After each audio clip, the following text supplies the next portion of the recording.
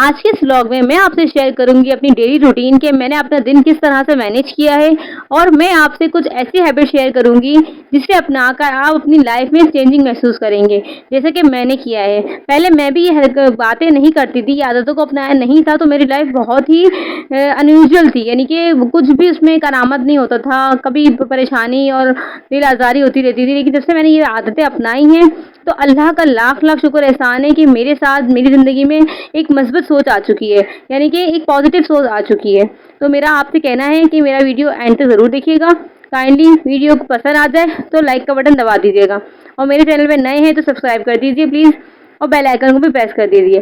शुरू करते हैं आज का व्लॉग अल्लाह के बाबरकत नाम से। कैसे हैं आप सब लोग? अस्सलामु अलैकुम माय यूट्यूब फैमिली। तो हम बात करते हैं आदत नंबर 1 की, यानी कि कौन सी एक ऐसी हैबिट हो सबसे पहले हमारी जो हमारी ज़िंदगी में इफेक्टिव हो, यानी कि हमारे लिए हमारे कामों के अंदर हमारे लिए एनर्जी पैदा करे। तो वो ऐसी कौन सी हैबिट है जो हमें अपनी लिए करनी चाहिए? तो सबसे पहले तो वो सुबह उठना ही चाहिए डेफिनेटली।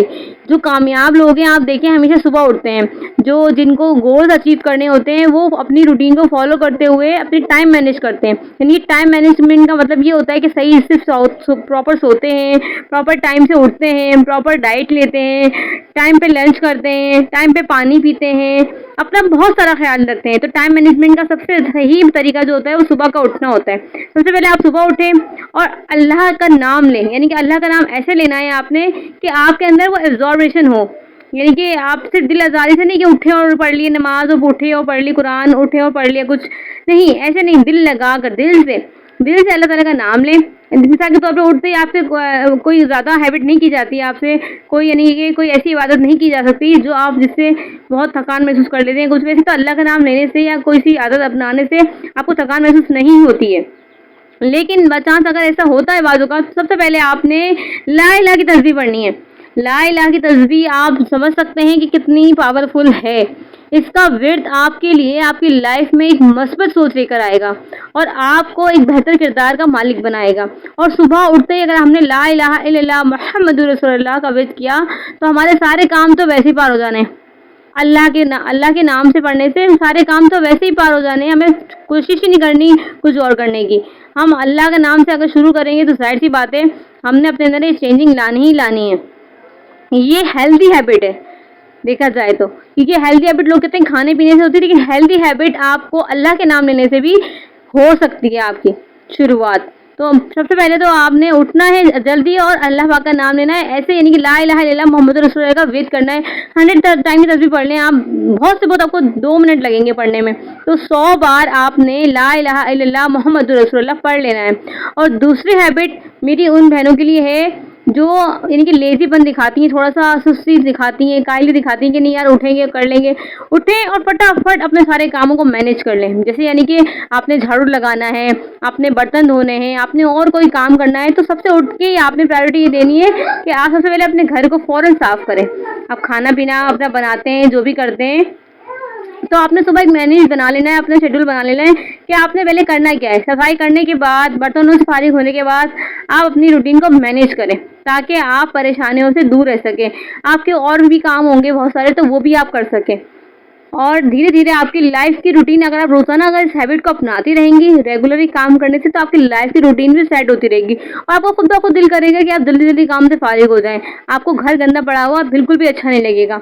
कोई आएगा और कोई मेहमान अचानक आ भी जाता है तो आपको ये नहीं होगा कि फटाफट भागें और काम करें, फटाफट उठें और काम करें।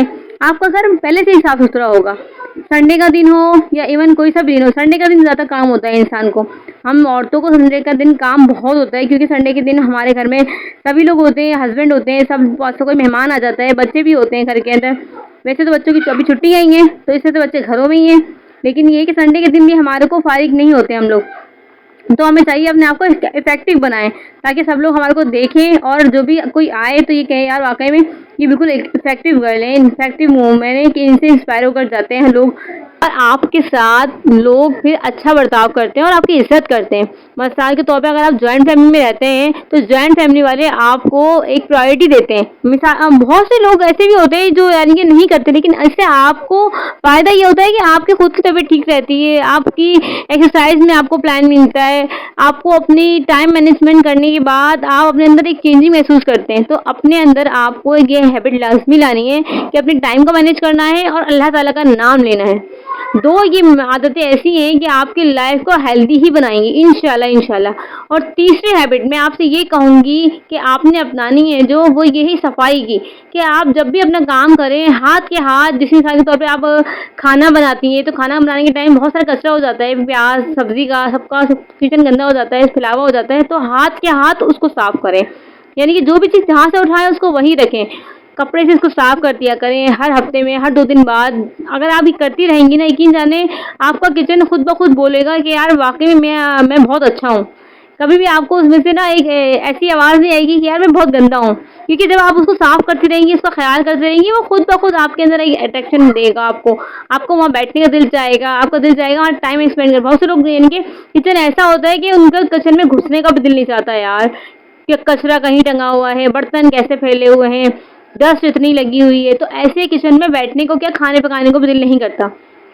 तो मेरी उन बहनों से गुज़ारिश है कि जो थोड़ा-सा यानी कि मतलब हर साफ-सुथराई हर कोई रखता है। मुझसे अच्छा रखेगा, मैं तो कोई इतना नहीं रखती, लेकिन मुझसे अच्छा देखिए ये कि अपनाने की बात है सारी, कि आपके अपने अंदर आदत अपनानी है। जो यानी कि आदत अपना लेते हैं ना हम, तो फिर वो हमारे लिए एक मज़बूत सोच आ जाती है। क्योंकि हर एक इंसान के अंदर एक नेगेटिव थॉट्स होते हैं, चाहे मैं हूँ, आप हो, लेकिन अगर हम पॉज़िटिविटी को लेकर आएँगे अपने अंदर, तो हमारे अंदर सोच भी पॉज़िटिव ही आएगी। तो पॉज़िटिविटी हमेशा एक सही वे है हमारी ज़िंदगी में, और इसी तरह से टाइम मैनेज किया जाता है। जब पॉज़िटिव सोच होती है, टाइम मैनेज होता है, अल्लाह ताला का नाम लिया जाता है, तो ज़िंदगी आसान हो जाती है। हमारी ज़िंदगी में एक यही जो रूटीन होती है कि हम अपने बच्चों को टाइम दे सकें, अपने आप को टाइम दे सकें, अपने शौहर को टाइम दे सकें। जब तक हम टाइम मैनेज नहीं करेंगे, तो हम किसी भी तरह से करामत नहीं हो सकते। चाहे हम कितनी ही कोशिश कर लें और कितनी ही कामयाबी वाली बातें कर लें, कामयाब नहीं हो सकते। और नंबर 4 हैबिट यानी कि चौथी आदत हमने ये अपनानी है कि हमने अपने काम में यकीन रखना है। जो हम करने वाले हैं, या हम कर चुके हैं, या हम करते रहते हैं, तो उस पर हमें यकीन रखना है। यानी कि सेल्फ कॉन्फिडेंस आना चाहिए हमारे अंदर, कि हम जो काम करते हैं वो सही है, हमने जो किया है वो सही किया है, हम जो करते थे वो सही था। जब तक हम अपने अंदर एक बिल्कुल सेल्फ कॉन्फिडेंस नहीं लेकर आएंगे अपनी बातों में, अपने काम में, अपने गोल्स अचीव करने में, तो हम कामयाब वाकई में नहीं हो सकते। कामयाबी का पहला मतलब यही होता है सीढ़ी, कि अपने ऊपर यकीन इस तरह से रखना है कि हम जो सीढ़ी चढ़ रहे हैं, यानी कि जिस मंजिल पे हम पहुंच रहे हैं, वो स्टेप हमारा पहला है और हमें आखिर तक पहुंचना है। जब हम पहले स्टेप पर यकीन के साथ चढ़ेंगे, तो आहिस्ता आहिस्ता आहिस्ता आहिस्ता अपनी मंजिल तक पहुंच जाएंगे।